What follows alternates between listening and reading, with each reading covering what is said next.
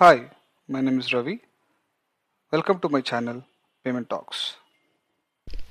Welcome back to Payment Talks. Today we cover Payno2, the complete guide. If you have watched the Payno1 episode, you know how the payment file gets built. Every field, every block, every rule covered. This episode picks up the moment that file arrives at debtor agent's gateway. The file is gone. The treasury system is waiting. And the only message that comes back in the entire Payn framework is Payno2. We will use the example where corporate ABC Manufacturing Limited, which is initiating party, sends the Payno1 to its debtor agent, Standard Chartered Bank. Standard Chartered Bank, the debtor agent, responds back to corporate ABC using the Payno2. Let's go. It's 8:47 a.m. on a Tuesday. ABC Manufacturing's treasury manager has just submitted a Payno1. 5 payments, 5 European suppliers, 98,000 euros in total to Standard Chartered Bank. The file left the building. ABC Manufacturing's treasury system is now in standby. 5 suppliers are waiting to be paid, and Standard Chartered is processing. This is the moment Payno2 was designed for. Payno2, the customer payment status report, is the only structured reply the bank sends back to the corporate. Structured reply. It does not move money. It does not confirm anything has been debited or credited. It reports on the status of the instruction that was submitted. Every outcome in the payment life cycle, accepted, in progress, rejected, partially accepted, travels back inside a Payn2. Here is the sentence worth sitting with. In the empty world, there was no equivalent message. When a corporate sent an MT101 or MT103, what came back was entirely up to the bank and whatever had been bilaterally agreed. Some banks sent nothing until the MT940 end of the day statement. If something went wrong mid-journey, the bank might send an MT199 or MT299 plain text. No standard reason codes, no structure, no machine readability. ISO 20022 changed this fundamentally.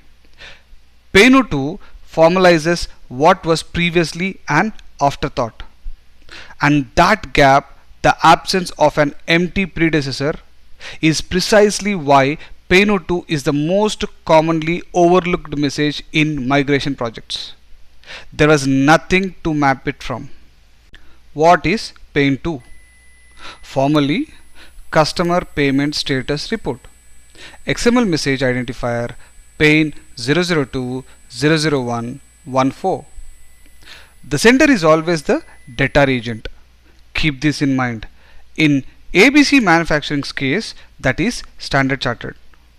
The direction is always bank to corporate. The only Payn message that flows in reverse. And the purpose is status reporting only. No funds move in Payno2. It is entirely about informing the initiating party what happened or what is happening to their instruction. 3 things separate Payno2 from every other message in the Payn family.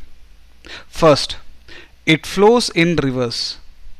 Payno1, Payno7, Payno8 all go from corporate to bank. Payno2 is the only one that comes back. Second, it reports, not executes. No funds move as a result of a Payno2.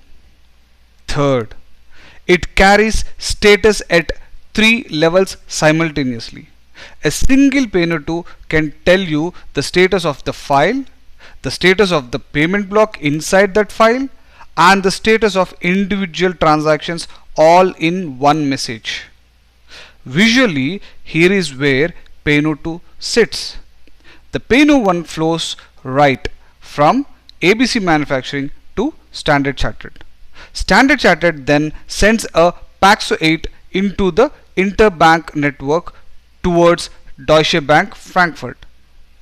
PayNo2 is the only arrow that points left, back from Standard Chartered to ABC Manufacturing. It is also worth noting at this step, there may be multiple PayNo2 messages for a single PayNo1. Each status change can generate a new one. We will come back to that in detail. PayNo2 versus Pax2. The distinction you must know. Both messages report status. Both can carry a rejection code. This is where most people get confused. The distinction is the layer they operate in. PayNo2 customer payment status report operates in the customer to bank space. Standard Chartered sends it to ABC Manufacturing. Pax2 FI to FI payment status report operates in the bank to bank interbank space. Deutsche Bank sends it to Standard Chartered. Different senders, different audiences, different reference points. PayN2 references the PayNo1 message ID. Pax2 references the Pax8 message ID. Completely different layers of the payment chain. Here is the critical insight. These two messages are sequential, not alternative. A Pax2 rejection in the interbank network does not stay in the interbank world. Standard Chartered receives it, converts it, and sends it upstream as a PayN2 RJCT to ABC Manufacturing. The data agent is the conversion layer. The corporate never sees a Pax message. They only ever see PayN messages. Standard Chartered handles the translation. Understanding that conversion is what separates surface level knowledge from a complete understanding of PayN2. How PayNo2 is born. Iron rule, non-negotiable. The data agent and only the data agent generates PayNo2. If any other agent in your implementation is generating a PayNo2, the design is wrong. That agent should be generating a Pax2. This is the most commonly blurred line I have seen across implementation teams. The distinction between who operates in the payment initiation space and who operates in the interbank clearing space is fundamental. In ABC Manufacturing's scenario, Standard Chartered is the data agent. Every PayN2 that ABC Manufacturing receives will be generated by Standard Chartered, not Deutsche Bank, not any intermediary, Standard Chartered alone. Standard Chartered's gateway receives the PayNo1. The first thing it does is technical validation. Is the XML well formed? Is it schema compliant?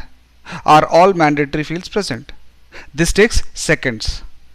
If format and syntax are valid, Standard Chartered immediately sends PayNo2 with status ACCP, accepted customer profile. Translation: we received your file, it is technically correct, processing begins. ACCP fires before any business logic runs. It does not mean the payment will succeed. It means the file passed the format check.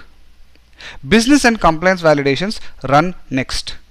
AML screening, sanctions checks, duplicate detection, beneficiary account validation, balance check, value date validation. This takes longer, sometimes minutes, sometimes hours, depending on what flags. If business validation passes, ACSP, accepted settlement in progress, the payment is in the queue. If something fails, say transaction 4 has insufficient funds, Standard Chartered sends reject with an ISO reason code. We will cover reason codes in depth shortly. For accepted transactions, Standard Chartered debits ABC Manufacturing's account and forwards a Pax8 into the interbank network. Once settlement is confirmed, Deutsche Bank has credited the beneficiary or the clearing system has settled. Standard Chartered sends the final pay note to ACSC. Accepted, settlement completed. ACSC is the only status code that signals the payment is truly done. Sometimes ACCC is also used. This is happy path. As we just discussed, after PAX 8 is sent to interbank network, Deutsche Bank or the clearing can send the PAX 2 to Standard Chartered Bank, the debtor agent. Here, the debtor agent is responsible to send this reject pain to by converting the PAX 2. This is rejection flow which will happen before the final confirmation of ACSC. Please note ACSC and RJCT are terminal statuses, meaning payment flow ends with these statuses. Here is the rule that most implementation requirements documents gets wrong. Under CPPR Plus, the only mandatory pay to status is reject. If a payment is rejected at any point, a pay note to reject must be sent. No exceptions. But positive statuses ACCP, ACSP, ACSC are optional. They are sent only when bilaterally agreed in the service agreement at onboarding. Some banks sent all 6 stages.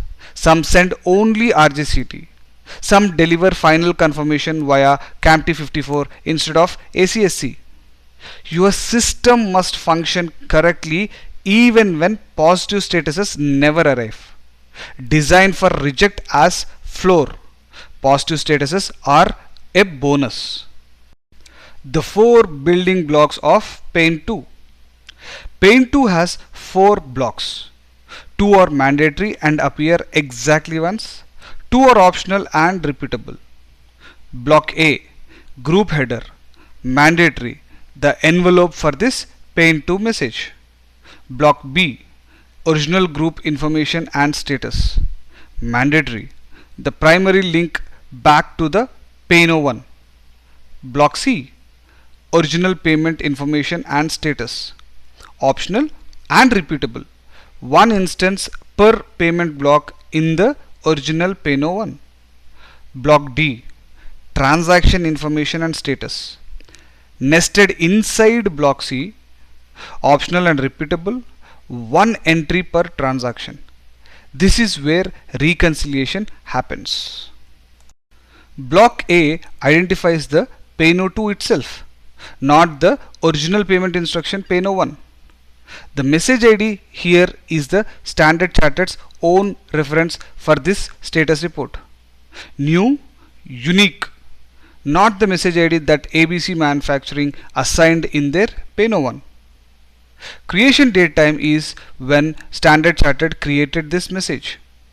Initiating party is the party that created Pain 2. Do not confuse with the initiating party of the Pain 1. Here it will be debtor agent of Pain 1, that is Standard Chartered Bank, and not ABC Manufacturing. Forwarding agent is used in the relay scenarios. Debtor agent is Standard Chartered and redundant field. Creditor agent is Deutsche Bank and included where contextually relevant, mostly not populated. These are the 6 fields in this group header block. Never confuse the message ID in block A with the original message ID in block B. They are different things. Block A message ID identifies this Pain 2. Block B original message ID links back to the original Pain 01. Also, never confuse with initiating party of Pain 2 and initiating party of Pain 1. Block B is the primary reconciliation anchor at file level. Original message ID is the first field that ABC Manufacturing System reads when a Pain 2 arrives. It must match the message ID from the Pain 01 group header exactly. For ABC Manufacturing, this one. That single field links the entire status report to the correct payment file in the ERP.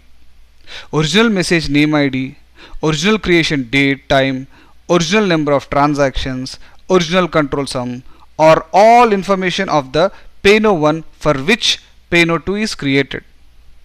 Group status carries the file level status.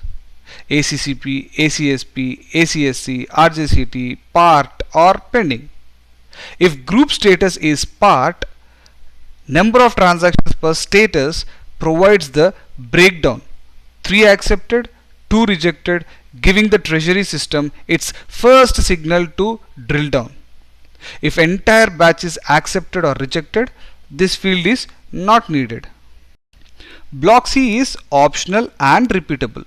One instance per payment information block in the original PayNo1. In ABC Manufacturing's batch, there was one payment info block. So there will be one block C instance in the PayN2 response. Original payment information ID, original number of transactions, original control sum links back to that block. Payment information status carries the status at the block level, which mirrors the group level in a single block batch, but becomes critical when the PayNo1 contains multiple payment blocks.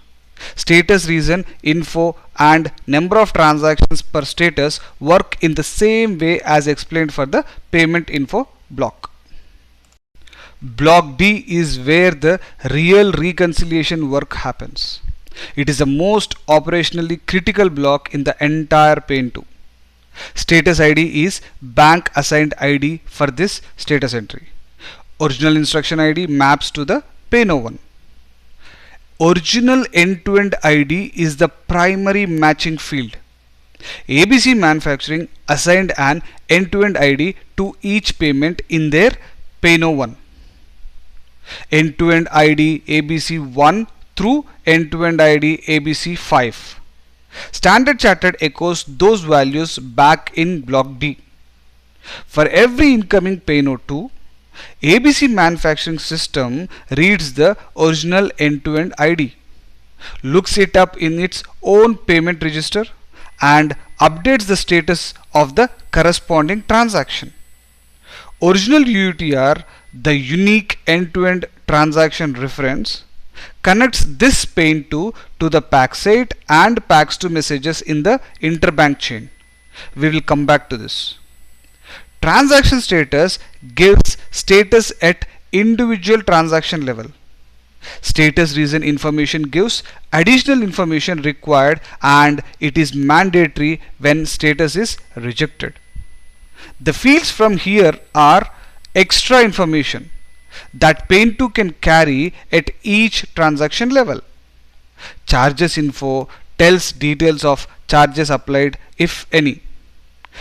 Tracker data gives Swift GPI tracker information, especially used in CPPR Plus scenarios. Acceptance date time tells when Standard Chartered accepted to process PayN1. Account service reference is internal SCB reference, essentially for investigations, and clearing system reference is from the clearing system if the original transaction moved to clearing stage. All these are optional and give more information provision in PayN2. Original transaction reference is a field that most implementation specs underutilize. When Standard Chartered rejects a transaction, it mirrors the key payment data from the original PayNo1. Beneficiary name, account, amount, value date directly in the original transaction reference element of the PayN2. That means ABC Manufacturing System can read the full payment details from the PayN2 rejection without going back to retrieve the original PayNo1 file. In a batch of 2000 transactions, that difference in processing efficiency is material. Please find all the fields at a glance. We follow the same format that we used previously. Red means mandatory and bold means important fields. In group header, just the message ID is important, and please note this is PayNo2 message ID. Then in block B, original message ID of PayN1 and the status with reason is important. Number of transaction per status only when part. Same information at payment info level in block C. In block D, end-to-end ID is the most important. Then the status and reason. If you observe, the whole message can be compressed into just reference ID, its status and reason at 3 levels. That's all. Very easy. And finally, original transaction details for easy reconciliation. Status codes, the heart of Payno 2. Every action ABC Manufacturing's treasury system takes is driven by the status code inside the Payno 2. The happy path: ACCP, ACSP, ACSC. Format accepted, business validation passed, settlement completed. A reject can exit the flow at any stage: immediately after format validation, after business checks, or days after an interbank rejection. Pending is a holding state. AML holds, manual sanctions review, compliance queues. Part appears only at the group or payment info level, never at individual transaction level. It is a signal that the batch has mixed outcomes. ACSP is not the finishing line. A reject can still arrive after ACSP. There are many reason codes available, but only few are important. 8 main status codes. Know each one precisely, because the wrong interpretation drives the wrong response. ACCP, accepted customer profile. Format valid, processing begins, not a business confirmation. ACTC, accepted technical validation. More granular than ACCP, less common in practice. ACSP, accepted settlement in progress. Business checks passed, submitted for settlement, not complete. ACSC, accepted settlement completed. The payment is done. This is the only code that closes the loop. ACCC is also used for the same. ACWC, accepted with the change. A modification was made, value date adjusted, for example, uncommon, bilateral. PDNG, pending. Definitive status cannot be confirmed yet. Payment mostly still with debtor agent. Part, partially accepted. Mixed batch outcome. Drill to block D. RJCT, rejected. A reason code is always provided. The only mandatory Payno 2 under CPPR Plus. There are other status codes as well. RJCT tells you something went wrong. The status reason information blocks tells you what. 3 components: originator, the party that determined the rejection, usually standard chartered, often omitted since the sender is already known. Reason, either an ISO standard reason code using the external status reason code list or a proprietary code. Under CPPR Plus, ISO standard codes are mandatory. Additional information: free text, mandatory when the reason code is NARR. NARR means no suitable ISO code exists. If you see narrative without additional information, that is the standards violation. A reason code must always be provided when transaction status is reject. If it is absent, the corporate cannot determine what went wrong and cannot take any automated corrective action.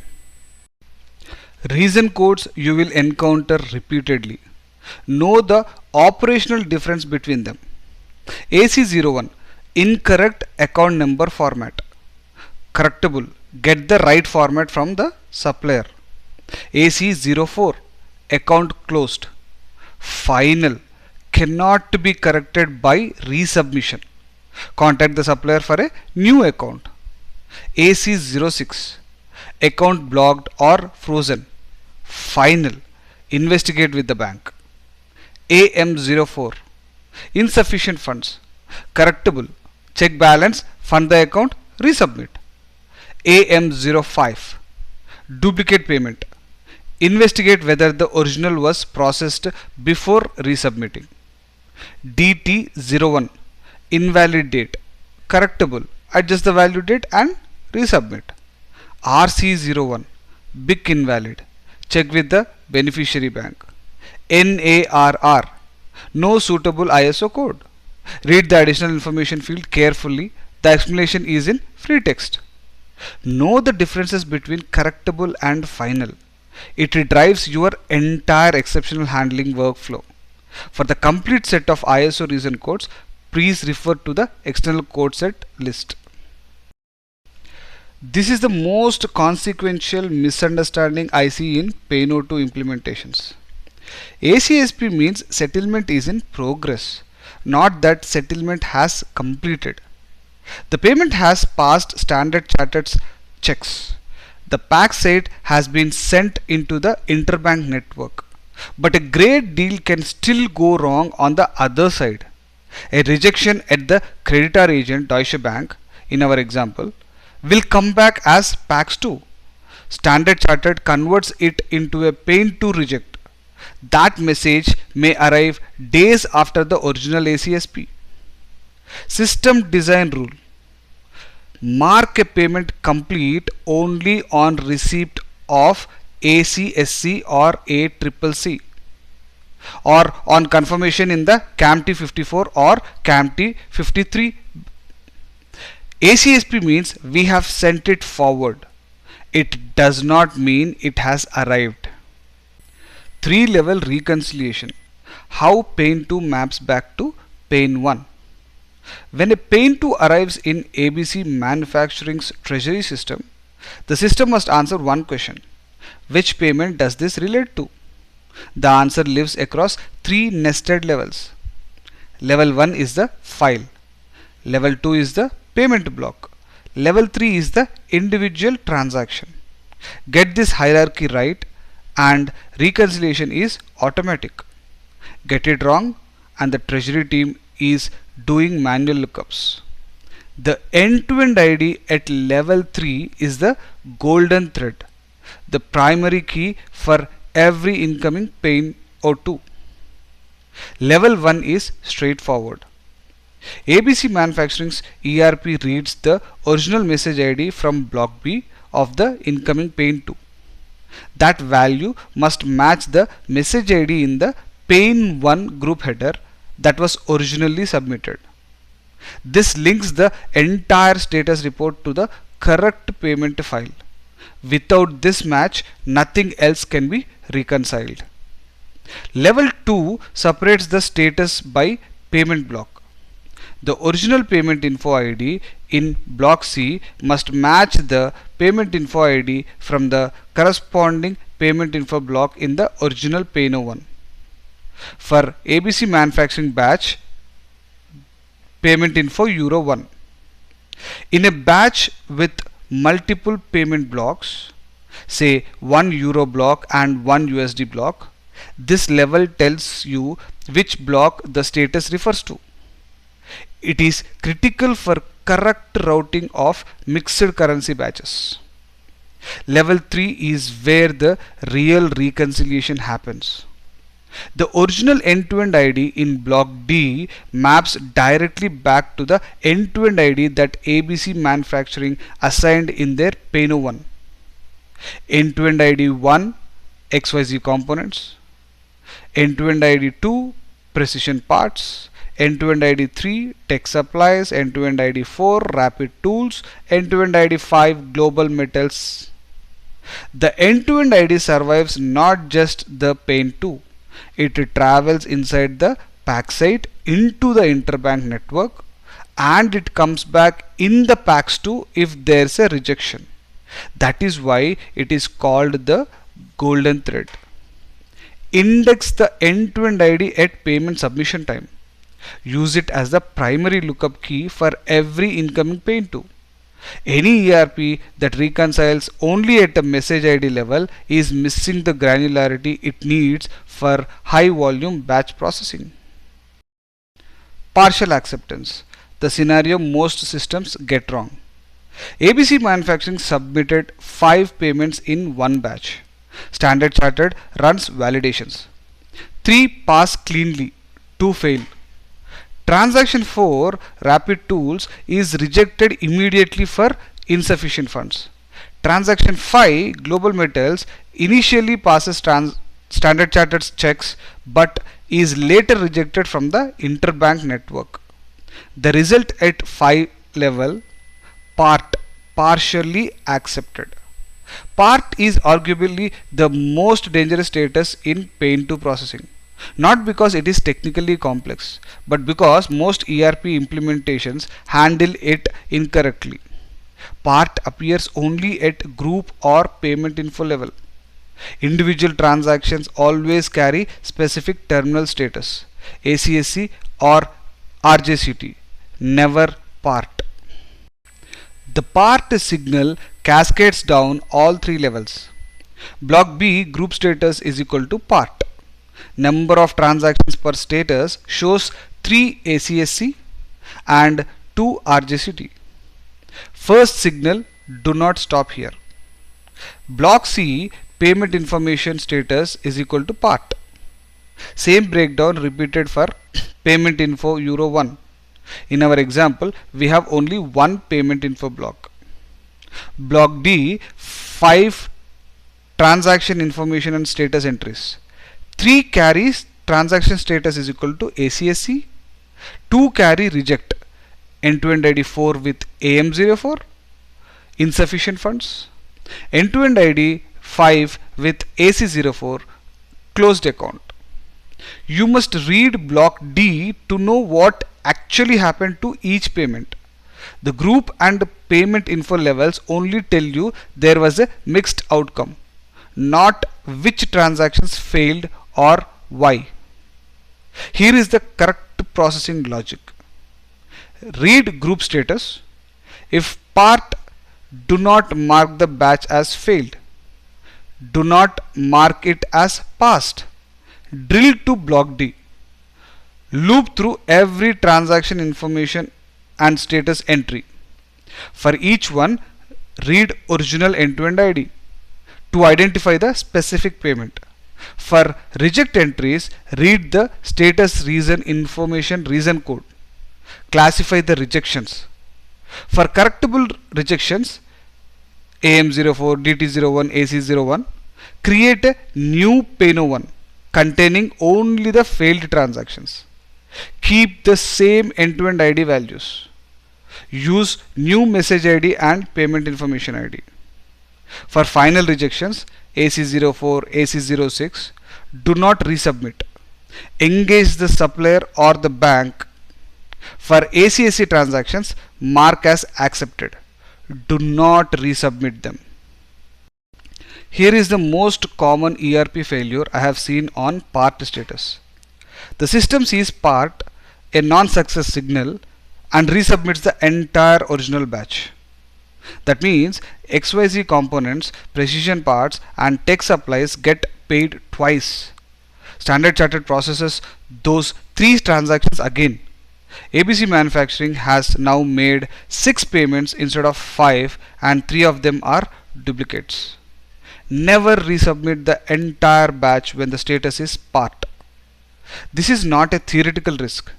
It is a live production risk in any system that assumes all or nothing batch outcomes. Most systems were built for all or nothing. Part breaks that assumption. Before building your exception handling workflow, classify every rejection code into one of the 2 categories. Correctable, AM04, check balance, fund the account, resubmit. DT01, fix the value date, resubmit. AC01, get the correct account number from the supplier, resubmit. These all have a clear resubmission path. Final, AC04, account closed, cannot be corrected by submitting to the same account. Get a new account from the supplier. AC06, account blocked or frozen. Investigate with Standard Chartered before doing anything. For resubmission of correctable rejections, new Payno1, new message ID, new payment info ID. Keep the same end-to-end ID. That is what links the corrected resubmission to the original transaction in your ERP. How PAX2 becomes Payne2, the data agent as translation layer. Here is the scenario that surprises most payment professionals when they encounter it for the first time. ABC Manufacturing receives ACSP from Standard Chartered for the Global Metals NV payment on Tuesday morning at 9:38. The treasury system noted it. All seemed well. Thursday afternoon at 14:15, a Payno2 reject arrives. Reason code AC04 closed account. 2.5 days between a positive status and a rejection. The rejection did not occur at Standard Chartered. It occurred at Deutsche Bank Frankfurt, deep inside the interbank network. The message that carried it was a PAX2, and Standard Chartered converted that PAX2 into a Payne2 and sent it to ABC Manufacturing. This is the architectural role of the data agent that most descriptions miss. Standard Chartered operates in two worlds simultaneously.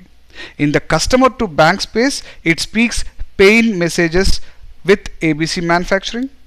In the interbank space, it speaks PAX messages with Deutsche Bank and clearing systems. The data agent is the translation layer between these two worlds. ABC Manufacturing never sees a PAX reference. They never see a PAX8 message ID. They never see a PAX2. Everything in the interbank layer is absorbed by Standard Chartered and converted into the Payne vocabulary that ABC Manufacturing understands. Here is the 6-step conversion sequence. Step 1. Standard Chartered sends the PAX8 into the interbank network towards Deutsche Bank Frankfurt. Step 2. Deutsche Bank attempts to credit Global Metals NV's account. The account is closed. Deutsche Bank sends a PAX2 reject back to Standard Chartered, reason code AC04. Standard Chartered receives the PAX2. Step 3. Standard Chartered reads the UETR from the PAX2, traces it through its own payment records, and identifies the corresponding Payne1 transaction. End-to-end ID 5. Step 4. Standard Chartered then recredits ABC Manufacturing's account, reversing the earlier debit. Step 5.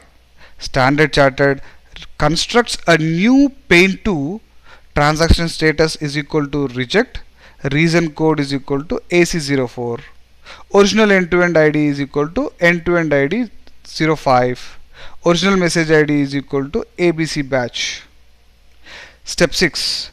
Standard Chartered sends that Payne2 reject to ABC Manufacturing. Most fields in the PAX2 pass through unchanged. The reason code AC04 goes directly into the Payne2 status reason info. The UTR is preserved. The free text additional information is preserved. The critical remapping in the starred row. The PAX2 carries the PAX8 message ID as its original message reference. Standard Chartered cannot pass that PAX8 reference to ABC Manufacturing. ABC Manufacturing has never seen the PAX8. They have no record of it. Standard Chartered uses the UETR to trace back to the original Payne1 and substitutes the Payne1 message ID into the Payne2 original message ID field. That remapping is what makes the Payne2 reconcilable at the corporate level. The unique end-to-end transaction reference UETR is the UUID format identifier. Something like this.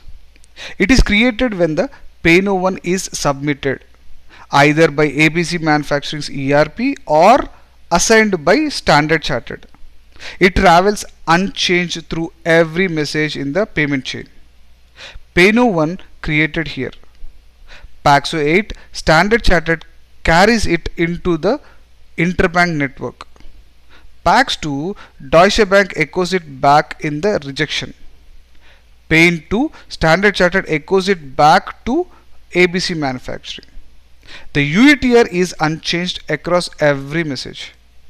This is what enables Standard Chartered to trace from a PAX2 back to the original Pain1, and it is what ABC Manufacturing can use to query the Swift GPI tracker for full chain visibility. The timing gap between ACSP and a later RJCT is not a failure. It is a physics of cross-border settlement. Standard Chartered's ACSP reflected the status at the time it was sent. The payment had cleared all of Standard Chartered's own checks, but the interbank leg had not completed yet. The PAX8 was in transit to Deutsche Bank Frankfurt. Deutsche Bank processed it in a different time zone against its own cutoff windows. Cross-border payments involve multiple parties, multiple time zones, and multiple cutoff schedules. Rejections at the far end take time to propagate back. Build your system to receive Pain2 asynchronously at any time for any previously submitted payment, not just in the minutes after a Pain1 is sent. Who receives Pain2? 3 use cases. The most common pattern: ABC Manufacturing, a corporate, submits a Pain1 to Standard Chartered, possibly via a forwarding agent such as a concentrating bank. Standard Chartered generates the Pain2 and sets it back upstream. The forwarding agent relays it unchanged to ABC Manufacturing. The forwarding agent relays, it does not regenerate or modify the Pain2. CPPR rule: a reject status must always be relayed. No bilateral agreement can override the obligation to notify the corporate that their payment was rejected. Use case 2 is less common but operationally important. A financial institution, call it Agent I, has been given a debit authorization by a corporate. Agent I monitors intraday balances via CAMT52 and triggers liquidity sweeps by sending Pain1 instructions itself. In this pattern, the debtor agent sends the Pain2 back to Agent I, not to the original corporate. Most common real-world example: multi-bank intraday liquidity management. A treasury bank monitoring a corporate's account balances across multiple institutions and automatically sweeping excess liquidity into a notional pool. Use case 3 covers a financial institution that holds an account at another bank and initiates a payment from that account using Pain1 to a non-FI creditor. The debtor agent sends Pain2 back to the FI, the same as any other initiating party. In practice, FI to FI own account movements more commonly travel via the PAX9 channel, but the Pain framework accommodates this pattern and implementation teams should recognize it. Swift GPI for corporates, G4C. Visibility beyond Pain2. Pain2 and Swift G4C serve different purposes. One is not a replacement for the other. Pain2 is a push model. The bank sends statuses to the corporate. G4C is a pull model. The corporate queries the Swift GPI tracker directly. Pain2 covers only the statuses that the bank has bilaterally agreed to send. G4C provides full chain visibility at every hop, including intermediary banks. For rejection specifically, Pain2 RJCT remains the formal mandatory notification channel. G4C complements it with real-time visibility but does not replace it. G4C adoption today is sparse. Swift connectivity requirements and budget approval cycles means this is primarily a tier 1 and large multinational corporate conversation. As ISO 20022 becomes the native standard for all messages, adoption will grow. Live XML walkthrough of a partial acceptance scenario. Here is a simplified but complete Paint 2 from Standard Chartered to ABC Manufacturing. You can see the XML version in the blog. Block A group header has message ID SCB status. This is Standard Chartered's own reference for this Paint 2, not the Paint 1 message ID. Creation date time equals October 18th. Block B original message ID equals ABC batch 1. That must match the Paint 1 group header message ID exactly. This is the file level reconciliation anchor. Group status is equal to part. This is immediate signal to drill down into transaction level. Number of transactions per status contain 3 ACSC and 2 RJCT. Two completely different message ID values in this one message. Block A is SCB's own reference. Block B is the link back to the original Paint 1. First block D entry is transaction 1 for XYZ components. Original end-to-end ID equals end-to-end ID 1. That value is the golden thread, which is ABC Manufacturing's own reference from the Paint 1, echoed back exactly as submitted. Original EATR.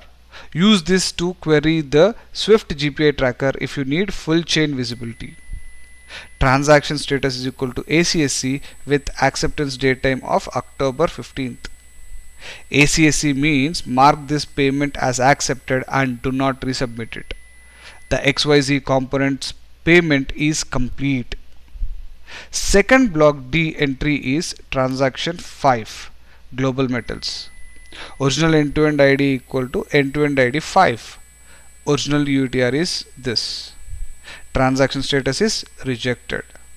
Status reason info with reason code AC04 and additional information is given as account closed, contact Global Metals NV for new account. This reject was generated by Deutsche Bank Frankfurt via a Paxo 2. Standard Chartered received it, remapped the message ID using the UTR, recredited ABC Manufacturing's account and converted it into this Paint 2. AC04 is final. Do not resubmit to this account. Contact Global Metals, get a new account number and submit a new Paint 1. When I was designing Paint 2 handling in CBPR plus Rail on Volpay, the biggest challenge was not the message structure. The message structure is straightforward once you worked through it. The challenge was orchestration. Figuring out exactly how many times the message could arrive, under what conditions, and how the system needed to respond to each variant, including statuses arriving days after the original submission. The second challenge was locking in a design principle as non-negotiable from the start. Paint 2 is only ever sent by the data agent. If any other agent generates one, the design is wrong. The deeper issue is structural. Paint 2 is seldom implemented well because it has no empty equivalent. Migration teams mapped every empty message to its MX counterpart. Paint 2 has nothing to map to, so it got no port and no priority. That is changing. Understanding Paint 2 now, really understanding it, gives you a genuine edge. 8 rules. Log these in before your next Paint 2 implementation. 1. Paint 2 is data agent's structured reply. It does not move funds. 2. 2 triggers to generate Paint 2. SCB's own processing stages and PAX 2 conversion from the interbank world. 3. The data agent is the translation layer. It converts interbank rejections into customer facing notifications. 4. Reject is the only mandatory status under CBPR. Build systems that function in the absence of positive statuses. 5. Reconciliation works at three levels. Original message ID is file, original payment information ID is block, original end-to-end ID is transaction. Index the end-to-end ID at submission time. 6. Part is not reject. Drill to block D. Never resubmit the whole batch. 7. A reject arriving after an ACSP is normal. ACSP is not final confirmation. Mark complete only on ACSC or CAMT statement. 8. As a BA or architect, lock in bilateral agreements for positive status codes at requirements phase, not in UAT, not after go live. The full article with the complete field tables, XML examples and FAQ sections is on paymenttalks.com. Link in the description. If this video helped, subscribe. We are covering the entire ISO 20022 pain and PAX messages along with other messages end to end. Coming next, PAX 8, the financial institution credit transfer. The message Standard Chartered sends to the interbank network after processing ABC Manufacturing Spain 1. You will see exactly how the same payment journey continues at the bank-to-bank layer and how the UETR connects the PAIN and PAX families together. PAX 8 is next on Payment Talks. Until then, keep smiling and keep learning. Thanks for watching this video. If you like this video, please like, subscribe and share for more such interesting topics on payments.